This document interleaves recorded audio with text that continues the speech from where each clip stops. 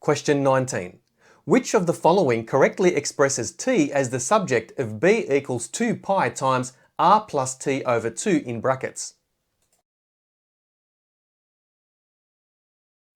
Notice that in all four responses, t is the subject on the left-hand side of the equation.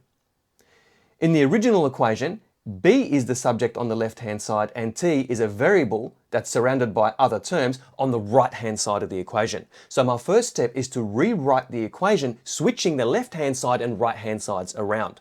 Also noting that between the 2 pi and the opening bracket, there's a multiplication operation going on, and I'm going to show that explicitly.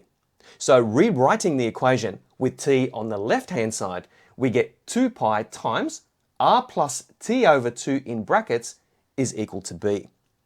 The next set of steps will be to move all these other terms around t over to the right-hand side using inverse operations.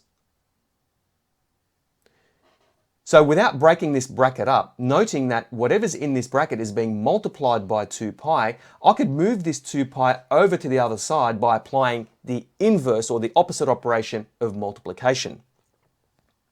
So if 2 pi times r plus t over 2 is equal to b, then r plus t over 2 is equal to b divided by or over 2 pi.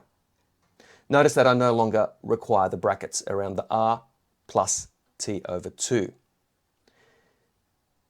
Now r is being added to t over 2. So the opposite of addition is subtraction. So we could move the r over to the other side and turn it into a subtraction instead. So r plus t over 2 equals b over 2 pi can be written as t over 2 is equal to b over 2 pi minus r. Now t is being divided by 2, but we just want t. We don't want t divided by 2. So the opposite of division by 2 is multiplication by 2. So what I'm going to do is multiply the entire right-hand side by 2 to make t the subject. And that means multiplying both of these terms, the b over 2 pi and the r, by 2.